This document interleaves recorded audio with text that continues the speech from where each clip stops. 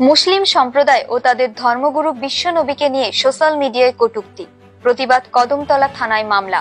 জাতিগত বিদ্বেষ ছড়াতে হিন্দু মুসলিম উভয় সম্প্রদায়ের কিছু বখাটে যুবক ইদানিংকালে সামাজিক মাধ্যম ব্যবহার করে উভয় সম্প্রদায়ের ধর্মগুরু এবং ধর্মগ্রন্থ নিয়ে কুরুচিকর মন্তব্য করে নিজের ধর্মকে বড় করে অন্য ধর্মকে ব্যঙ্গ ও ছোট করায় আইনি জটিলতার শিকার হচ্ছেন।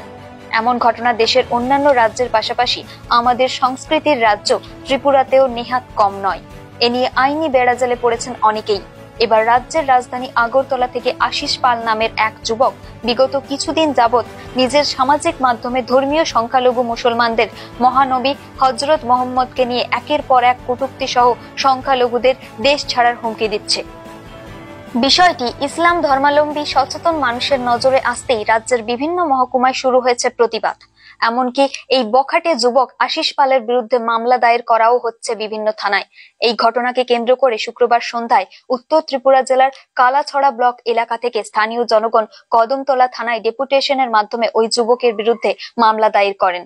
তাদের দাবি, হিন্দু, মুসলমান, বৌদ্ধ ও খ্রিস্টান সকল ধর্মই সমান এবং যার ধর্মে যে বিশ্বাসী তার প্রতি শ্রদ্ধা থাকা আবশ্যক। সব ধর্মকে সম্মান করা উচিত মানব জাতির। তাই অভিযুক্তকে চিহ্নিত করে আইনের আওতায় এনে কঠোর শাস্তি প্রদানের দাবি জানান তারা।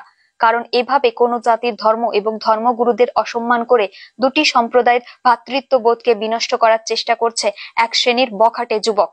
তাই প্রশাসন যদি অবিলম্বে দুষ্কৃতিকারী যুবকটিকে চিহ্নিত করে আইনের আওতায় না আনা হয়, তাহলে আগামী দিনে গণতান্ত্রিক পদ্ধতিতে তারা আরো বৃহত্তর আন্দোলন সংগঠিত করবে।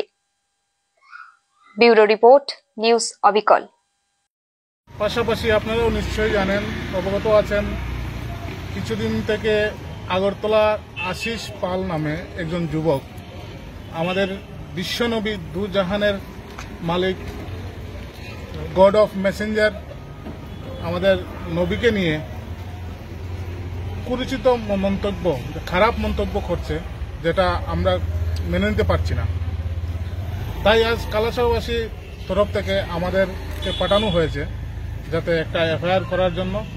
ত্রিপুরার দিকে দিকে এফআইআর হচ্ছে, আমরাও আজকে করেছি। আর এটা আমরা প্রশাসন এবং সরকারকে আমরা একটা মেসেজ দিতে চাই, যেটা আমাদের এটা যাতে সঠিক তদন্ত সহকারে ওর বিচার করা হয়, না হলে আমরা পরবর্তী সময় দীর্ঘতম আন্দোলনে রাস্তায় নামবো। আমরা পুলিশ আশ্বস্ত করেছেন আমাদের, এটা দেখবেন। আমরা এফআইআর করেছি, জিডিএনটি করেছি, ওনারা বলছেন এটা দেখবেন। আমরাও আশাবাদী, ওনারা দেখবেন। ওই সেই আইন তো মানতে হবে আমাদের, কেননা আমরা এই সংবিধানকে মানি। অ্যাকচুয়ালি ওই যে আশিস পাল নামের ছেলেটা, যেটা যে আমাদের বিশ্বনবীকে নিয়ে যে মন্তব্য করছে, এটা অনেক ন্যাক্কারজনক। আসলে সে ওর ধর্মগ্রন্থ মানে স্টাডি করছে না।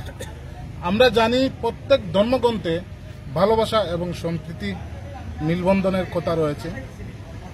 ওই লোকটা যারা এইসব করছে, ধর্ম নিয়ে মাতামাতি, ধর্ম নিয়ে খারাপ মন্তব্য করছে, এরা নিজের ধর্মগ্রন্থ করছে না, স্টাডি করছে না। কুরুচিকর মন্তব্যটা কিসের মাধ্যমে? ফেসবুকের মাধ্যমে। তার আশিস পাল নামে একটা ফেসবুক পেজ খুলেছে, সেখানে আমাদের নবীকে গালি দিচ্ছে, মুসলমানকে বাংলাদেশে চলে যেতে বলেছে। অ্যাকচুয়ালি এটা আমাদের গণতন্ত্র দেশ, আমাদের ভারতবর্ষ গণতন্ত্র দেশ। যারা মুসলমান, যারা চায় ভারতবর্ষ মুসলমান কান্ট্রি করতে, তাদের বাংলাদেশ যাওয়া উচিত। আর যারা বলছে হিন্দু রাষ্ট্র করতে চাইছে ভারতবর্ষকে, তাদের বলছি আমরা নেপালে চলে যাবো। হ্যাঁ, এটা গণতন্ত্র দেশ, গণতন্ত্র হিসাবে চলবে এটা।